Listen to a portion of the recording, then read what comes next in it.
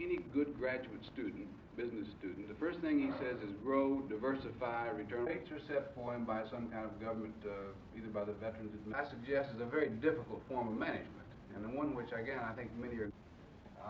I think it requires some unique and different types of skills, a different lifetime. There's obviously good and bad on both sides, but it isn't. The pond half full. For a moment, we increase our consumption.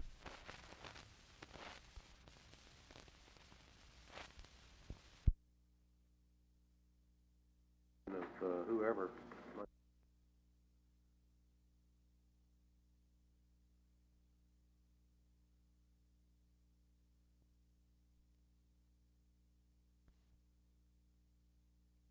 I hit the car, I'll guarantee that. I don't know where I hit him or not, but he either laid down in the floorboard or something, then he run over another car getting out of there.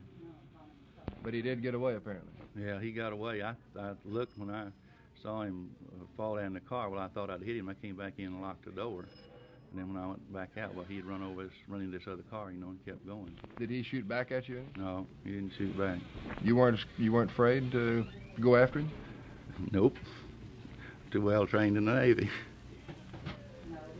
In a letter to the concerned attorneys this morning, U.S. District Judge William M. Taylor, Jr. ruled in favor of the defendant, Southwest Airlines, and against the contentions of the plaintiff cities of Dallas-Fort Worth and the Regional Airport Board. In his written opinion to the attorneys, the judge said the proposed exclusion of Southwest Air from Love Field by the cities in this case would constitute unjust discrimination. He also said the city of Dallas is not obligated to provide Love Field as an airport for Southwest, but so long as Love Field remains operational, it is not legally permissible to exclude Southwest Air from operating there. The Civil Aeronautics Board, he concluded, has no jurisdiction over Southwest Airlines, which is an intrastate carrier, which is governed by the Texas Aeronautics Commission. He said a memorandum opinion will be filed by this court at a later date. Those are the high points of his opinion today. We asked the airline president, Lamar Muse, for his opinion.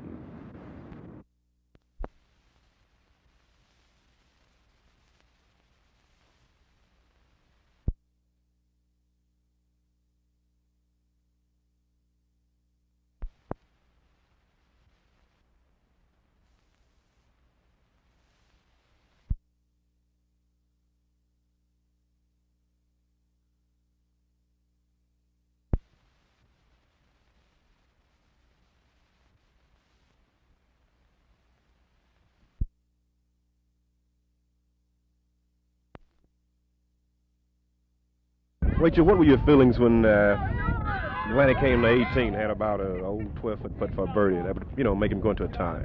I really thought Lanny was going to make it. He made about the same length putt when he won the National Amateur, and he was so confident and so charged up. He wasn't nervous at all, that I could tell on the 18th hole. And I really thought he was going to make it. All right, how about when Sykes came up? He hit a bad tee shot over the green, and he chilled it. What did you say to yourself then?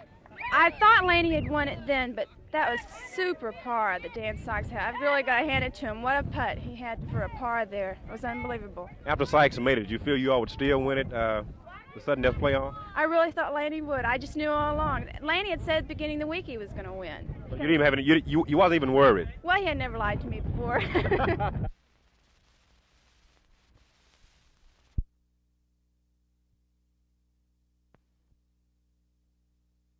This exhibit and many others at the Texas Oil Marketers Association convention in Dallas is designed to attract customers and sell the most gasoline possible. But what's on the minds of most of the people attending this convention is just how to get enough gasoline to stay in business. There is a resolution in this meeting commending the Texas Railroad Commission for requiring that local needs of butane and propane be filled before that can be marketed out of state. These people want that same protection afforded to gasoline and oil. They also urge passage of legislation in Austin, which would reduce price wars, and they call upon Washington to reduce price and import controls. TOMA President Alton Barker says that there definitely is a petroleum shortage, but there must be some protection afforded for independents. If you had all the oil, is about 90% plus is controlled with the major oil companies, and it was short. You don't have this extra oil at the refinery just to get rid of. So you naturally would like to sell it at the highest price and cut out the other people that you'd been selling it to. And that's what's happening here. They're trying to cut out the independent operators. I feel this is a fair assumption that what the president it seems to me is in a position to say now is sell to the customers you've been selling to before, and not just allow the people to go completely broke out here because the people with the oil want to keep it all for themselves. Barker estimates that if something is not done within 6 months, many of the people attending this meeting today will be going out of business. He also appealed to you, the public, to conserve as much gasoline and electricity as possible every chance you get. This is Roger McDonald, Channel 8 News on the Move.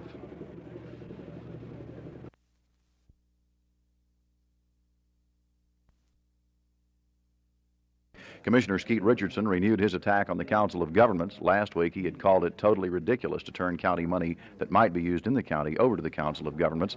Today, he said that COG had actually caused at least one city in the community to be forced to stop building FHA houses until they joined the Council of Governments. They took this one town, for example. This town was not a member of COG. I feel because of that, FHA building was stopped in that town. The next day that they joined COG, FHA building was resumed. So it's my feeling that this is bad any time in a democratic society for a group to have such power that they can stop developing, building, they can stop all efforts to secure government grants. At least on one point, Commissioner Lewis agreed with Richardson. However, generally speaking, Mabus and Anderson both spoke in favor of the Council of Governments. When pinned to the subject, Anderson said, well, that sort of thing has been going on all across the country. It's nothing new here in Tarrant County. Jerry Taft, Channel 8 News on the Move at the Tarrant County Courthouse in Fort Worth.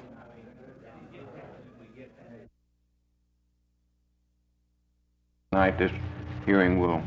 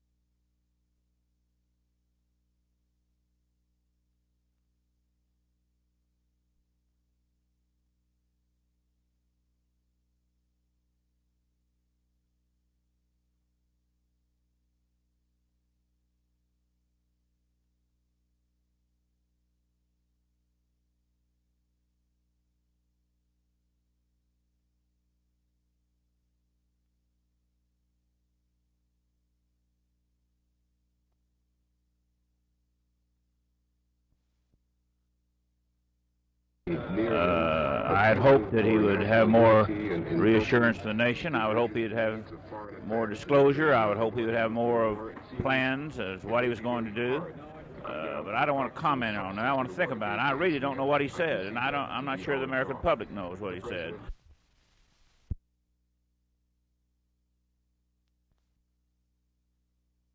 This is the kind of visual pollution the new sign ordinance is designed to eliminate, but the changes won't come tomorrow. It'll be a gradual process since non-conforming signs have a 10-year grace period in which to comply with the ordinance. No one is sure how many signs are affected, but city officials contend most already are in compliance or could be with only minor changes. The City Council passed the new ordinance with a minimum of debate. The only real issue was whether the city should reimburse those with non-conforming signs. It was decided the city would not, and that brought only 2 negative votes from Councilman Russell Smith and George Allen.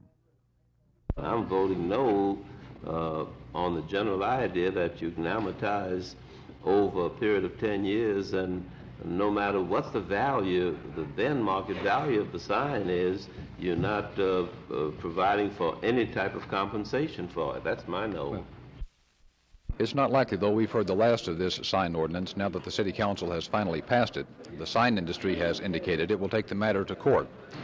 But at least 6 members of the old City Council won't have to worry about it anymore. And this was their last day in office. Next week, a new City Council takes over. Jack Hill, Channel 8 News on the Move.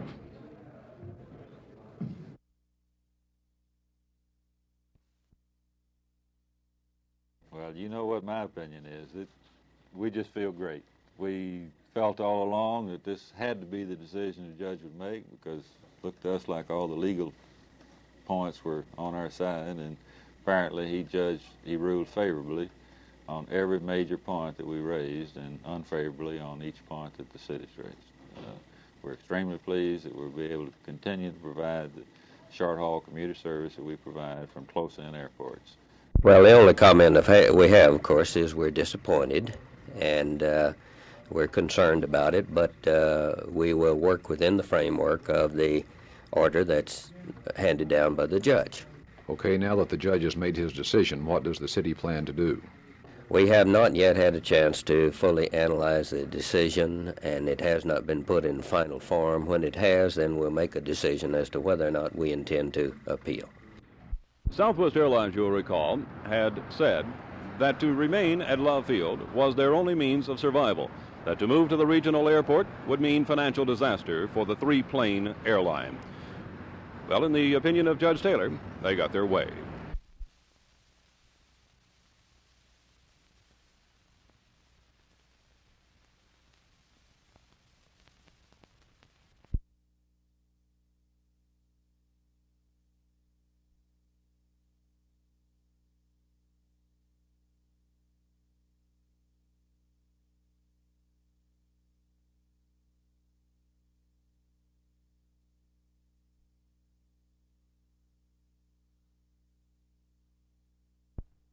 Last June 17, while I was in Florida trying to get a few days' rest after my visit to Moscow.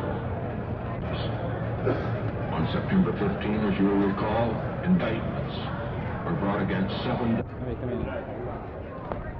President spoke for Mr. Strauss, you just... in 73. The President said he had named Elliot Richardson, which he had to do.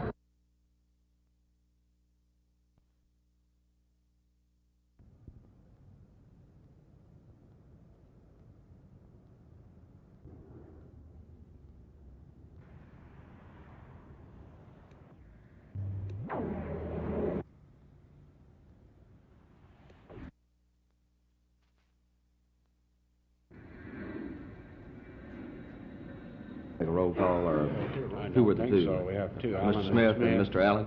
Of non-conforming signs. Second. From 10 years. Again. From this date. That should be from this date. Today. From today.